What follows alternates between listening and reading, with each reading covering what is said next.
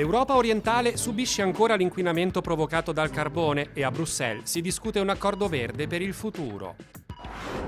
Meriti e limiti di Frontex, l'agenzia europea deputata alla sorveglianza e alla sicurezza dei confini comuni dell'Unione Europea. La pittrice Elide Cabassi, artista italiana innamorata della Russia, che a Mosca insegna l'arte del disegno ai ragazzi di un orfanotrofio. Come preparare, come gustare e come leggere i fondi del caffè turco, il modo di preparazione della nobile bevanda nera. A Fiume, in Croazia, il dramma italiano ha messo in scena una rivisitazione del Decamerone di Boccaccio che racconta l'epidemia da Covid. Gli abitanti di Sarajevo indossano abitualmente la mascherina da molto prima della pandemia. Uscire di casa per i cittadini della capitale della Bosnia-Herzegovina vuol dire affrontare un nemico pervasivo ed invisibile come il PM2. Anche il recente rapporto sull'inquinamento della Banca Mondiale conferma ancora una volta che Sarajevo è la città più inquinata al mondo. Più di Dacca, più di Delhi, sprofondata in una conca, dipende totalmente dall'energia alimentata a carbone.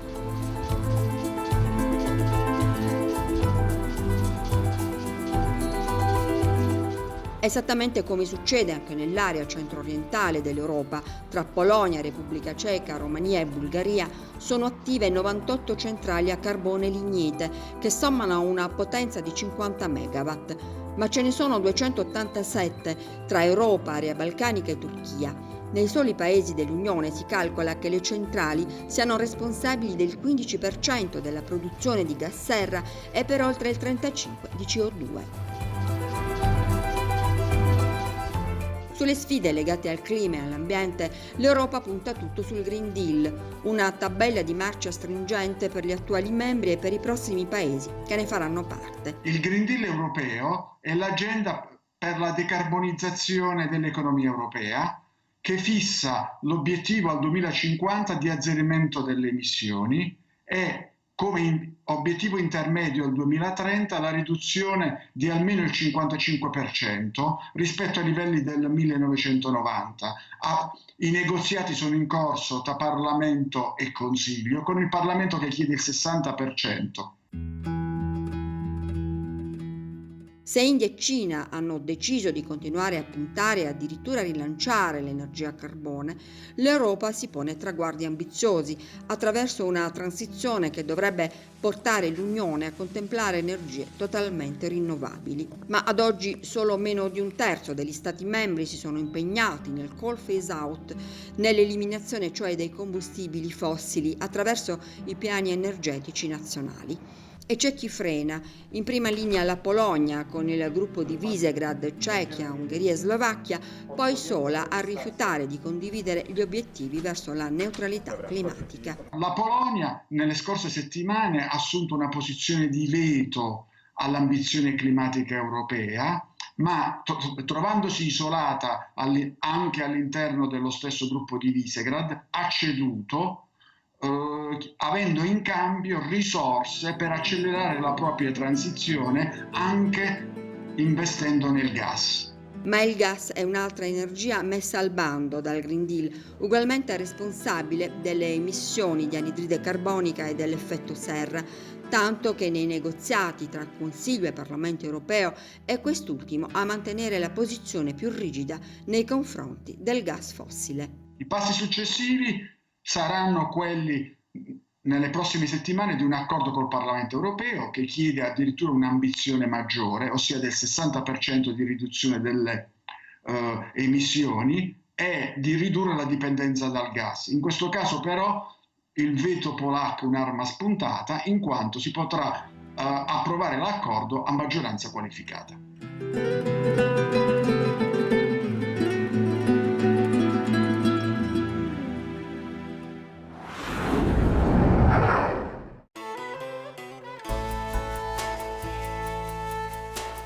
Un fuoristrada con agenti della polizia di frontiera polacca davanti a un cartello di benvenuto in Grecia è un'immagine apparentemente spiazzante, ma vera. Accade ogni giorno nei territori greci più vicini alla Turchia, dove forze di polizia continentali sono state inviate per conto di Frontex, l'Agenzia Europea per la Frontiera e la Guardia Costiera. Una fascia azzurra sul braccio permette di distinguerli. Si controlla tutto H24 a distanza dal quartier generale di Varsavia.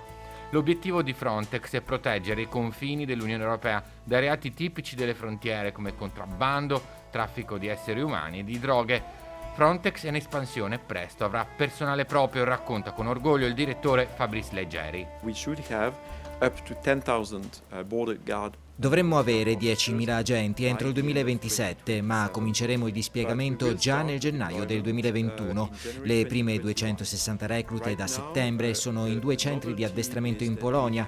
Un secondo gruppo completerà la formazione a Bari. Nel 2021 avremo a disposizione 450 dipendenti Frontex, oltre al personale fornito dagli Stati membri. Le principali operazioni sono in Mediterraneo, Spagna, Italia e Grecia, dove Frontex lavora anche al confine terrestre con la Turchia, uno dei punti d'ingresso della rotta balcanica che nel 2020 ha più che raddoppiato i numeri del 2019 con circa 20.000 arrivi. What we know is that there are a lot of criminals. Sappiamo che ci sono molti criminali che aiutano i migranti in questa regione. L'anno scorso sono stati arrestati circa 400 trafficanti. Sono per lo più provenienti dai Balcani occidentali, diciamo un 60%, ma ci sono anche passeur dell'Unione Europea per un 20% del totale. Il rimanente è composto da altri paesi come Afghanistan, persone che aiutano i propri connazionali, ma facendosi pagare. Molti ingressi avvengono nel tratto tra Bosnia e Croazia, dove però Frontex non ha operazioni estese. Con il veto dell'entità serba, la Bosnia-Erzegovina ha detto no a Frontex, a differenza di quanto accaduto recentemente in altri 2 stati esterni all'Unione Europea, Albania e Montenegro. Ma Frontex non è stata invitata nemmeno dalla Croazia, che vuole dimostrare di essere in grado di difendere i confini europei in autonomia, sperando così di accelerare la lungamente attesa inclusione nell'area Schengen. But we cooperate nevertheless in terms of. Tuttavia, con la Croazia cooperiamo con la sorveglianza dall'alto con i nostri aerei. Siamo schierati pure in alcuni valichi, ma non lungo la frontiera. È una presenza limitata. Sono attività di piccola scala che in futuro potremmo ampliare con il nostro personale. Quando Frontex opera anche per le espulsioni forzate, si attiene alle regole e al comando del paese ospitante. Così è capitato, secondo varie inchieste giornalistiche internazionali, che nel corso del 2020 addetti che lavorano per conto dell'agenzia abbiano assecondato o partecipato al respingimento in Turchia di gommoni diretti in Europa da parte della Guardia Costiera greca, una pratica illegale perché non garantisce il diritto d'asilo. Il direttore Leggeri ha assicurato che sono state aperte inchieste interne, ma la sua audizione al Parlamento europeo non ha convinto il gruppo dei socialisti democratici che ne ha chiesto le dimissioni.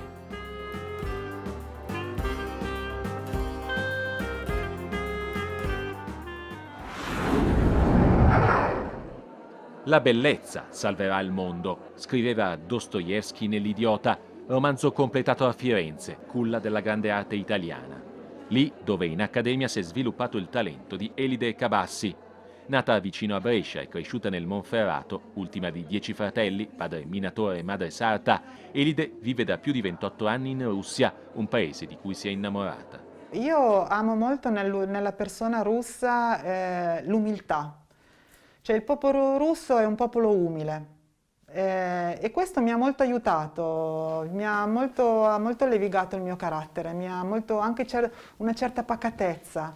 E poi certamente l'incontro con le icone russe è stato forse l'incontro più importante alla fine. Finestre sul sacro all'interno di chiese antiche, come a Pskov. Tutto il nord della Russia c'è questa architettura sacra che a me è proprio entrata nell'anima e ha veramente trasformato la mia pittura, l'ha resa più laconica, più essenziale, questo orizzonte bianco sempre lontano, queste chiese bianche, questa presenza del colore bianco e soprattutto della luce bianca. L'influenza dell'arte bizantina è pre-rinascimentale, ma anche l'astrattismo.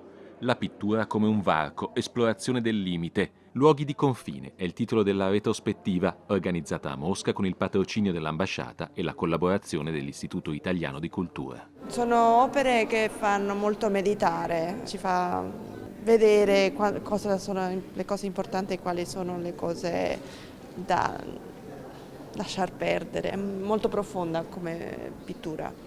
Una vita tra Italia e Russia, ma i confini non sono solo geografici. Anche la vita nostra è sempre sul confine, tra vita e morte. Siamo sempre al confine tra la luce e la tenebra, tra il bene e il male. Unica pittrice italiana in Russia da quasi 30 anni, Elide ha vissuto in prima persona gli avvenimenti storici che hanno stravolto e cambiato la sua patria di adozione. Gli anni 90 sono stati forse gli anni anche più difficili per certi aspetti, perché c'era un'anarchia totale, la persona non aveva nessuna difesa e in questo senso alcune cose sono cambiate in meglio.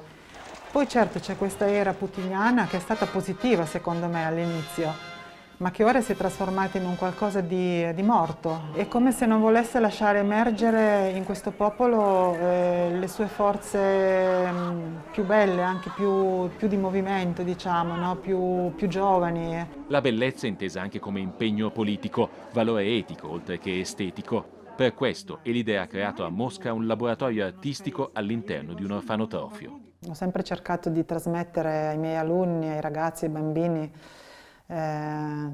diciamo, il senso della bellezza che si può avere da questo mondo.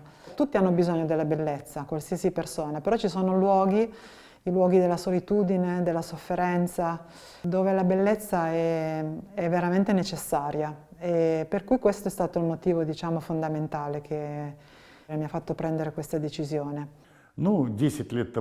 Così 10 anni fa, un bel giorno, ha bussato alla nostra porta questa italiana, una donna affascinante. Diceva di volerci aiutare insegnando a disegnare i nostri ragazzi. E anche lei crede che la bellezza possa essere una medicina?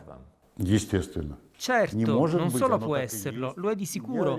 Mi rendo conto che non tutti gli allievi di Elide potranno diventare artisti famosi, ma l'arte nobilita l'uomo e vedo che così i ragazzi si aprono e diventano più buoni. Valodia mostra con orgoglio i progressi fatti. Questo è un ritratto di me e della mia ragazza, stiamo molto bene insieme. Lei si chiama Nastia e la amo molto. Questo quadro l'ho fatto per lei e vorrei regalarglielo, spero tanto che le piacerà. Anche i quadri degli allievi di Elide sono stati esposti in una mostra parallela. Spero che con il suo aiuto io possa continuare a migliorare e magari un giorno diventare anche io un artista. Mille grazie Elide.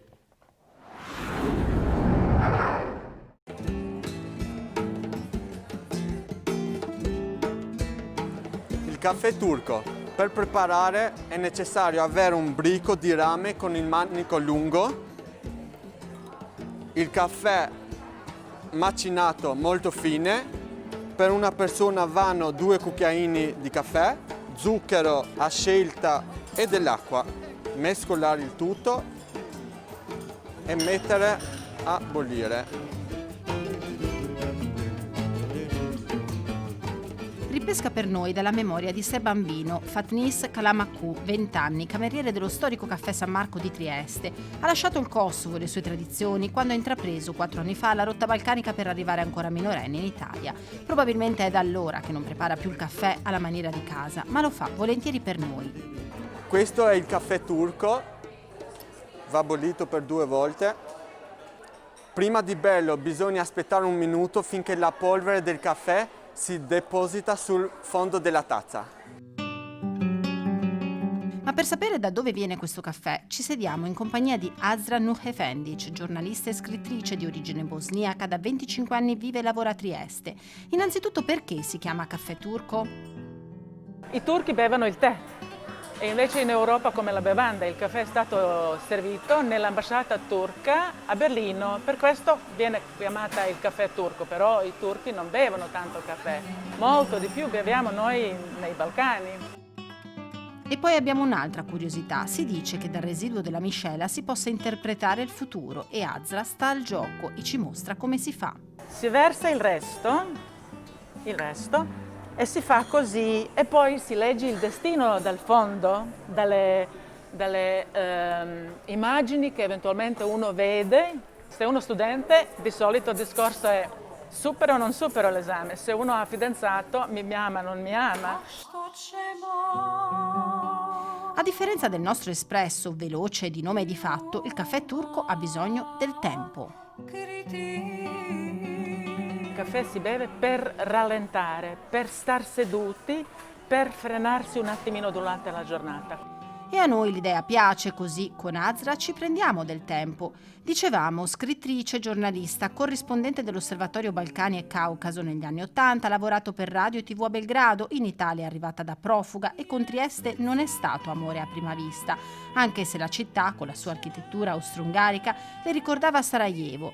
Ma almeno il caffè, macinato fine fine, quello sì, a Trieste si è sempre trovato. Sì, a Trieste sì, perché ancora c'è questa memoria degli anni passati, quando ex jugoslavi venivano a Trieste per fare le compere, shopping, e questo esiste tutt'oggi e basta dire macinatemi fino per il caffè turco. Oggi in pensione non si ferma, anzi scrive libri, tiene conferenze e collabora per alcuni quotidiani nazionali e la sua giornata è accompagnata dal caffè, turco ovviamente. Non è una cosa emotiva, è una cosa di gusto, mi piace di più. Per me questa è una cosa che dura, non è che lo bevo in un sorso. Io mi siedo, penso e bevo piano, perché questa è l'essenza del caffè turco per noi bosniaci.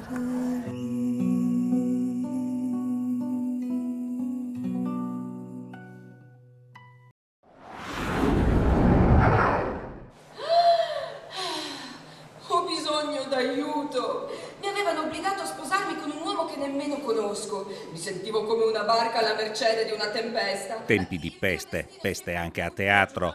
Il dramma italiano di Fiume, la compagnia teatrale della comunità italiana che vive in Croazia e Slovenia, in questo dicembre, per niente festaiolo, propone al pubblico una rilettura del Decamerone di Boccaccio. Una rappresentazione agile che ha convinto la critica e il pubblico del Teatro Zajc di Fiume. Pubblico distanziato, con mascherina e con la temperatura controllata all'ingresso. Sul palcoscenico a interpretare un godereccio Boccaccio è Aleksandar Cvjetković, attore croato che il pubblico televisivo italiano conosce per le sue apparizioni nelle Stagioni del Cuore, Incantesimo e Distretto di Polizia. Giulio VII, direttore del dramma italiano di Fiume, è anche uno degli interpreti dello spettacolo firmato dal regista argentino Luciano Del Prato. Invece dei 10 ragazzi che scappano via da Firenze, abbiamo 10 ragazzi che si rinchiudono nel teatro di Fiume al tempo del Covid e che improvvisano teatro proprio perché devono passare le giornate come i ragazzi del Boccaccio che devono passare le giornate raccontandosi storie. Invece di 100 storie, 10. Invece di avere una narrazione solo dei ragazzi abbiamo proprio Boccaccio che si presenta in scena per raccontare e leggere la Divina Commedia per gli spettatori. Il dramma italiano di Fiume, la più antica compagnia italiana attiva fuori dai confini della nazione. Siamo la prima compagnia stabile italiana, addirittura prima del Piccolo di Milano. Strehler imitò il dramma italiano prima di aprire il Piccolo. È una compagnia che sicuramente negli anni è andata a rimpicciolirsi. Un tempo contava 16 elementi, quindi eravamo tanti attori. Oggi siamo in 8, 10, diciamo, con l'aiuto del dramma croato, con questi attori bilingui. È una compagnia che è estremamente professionale, anche perché ha la possibilità di farlo. Bene o male la compagnia fa parte di un teatro nazionale croato, quindi ha ancora quel modo di lavorare che in molti teatri italiani ormai non esiste più. E quindi c'è ancora la possibilità di avere una suggeritrice, che oggigiorno in Italia ormai è una figura che sta scomparendo. Ci sono degli orari di lavoro molto, molto precisi, quindi c'è un'organizzazione dietro che permette alla compagnia stabile di fare il lavoro come una volta veniva fatto. E in questo Decameron che differenze ci sono tra la peste in Croazia e la peste in Italia, tra il Covid a Fiume o a Milano, Roma o Napoli? Il fatto di essere il teatro italiano in Croazia ci ha permesso di lavorare. Se fossimo in Italia in questo momento non potremmo esercitare il nostro mestiere. Le regole, i regolamenti in Croazia permettono ai teatri prima di tutto di esprimersi. Hanno chiuso prima i bar che i teatri, cosa che ha sorpreso un po' tutti ma di cui siamo molto fieri. La cultura è rimasta viva. Gli attori hanno l'obbligo di mascherina in tutti gli spazi finché non arrivano in sala prove. In sala prove possono scegliere se tenere la mascherina oppure no. E durante gli spettacoli invece sono tutti quanti senza mascherina. Quindi non sono proibiti i contatti, non ci sono obblighi di distanza e di sicurezza durante gli spettacoli, e che permette di fare realmente teatro, che ripeto, è giusto la sicurezza prima di tutto. Il dramma italiano comunque ha dovuto fare i conti con il Covid. Nel coro, nell'orchestra dell'opera e anche nella compagnia teatrale croata di Fiume ci sono stati contagi e in Croazia, paese travolto da una tragica e incontrollata crescita della pandemia, ha fatto scalpore la morte per Covid di un cantante del coro dell'Opera Nazionale di Zagabria. Ciò malgrado, le rappresentazioni non vengono annullate, anche se spesso sono rinviate, e quando lo spettacolo c'è, la parte di qualche attore costretto in isolamento viene letta a legio da sostituti. Per dichiarare che siamo vivi! Salute!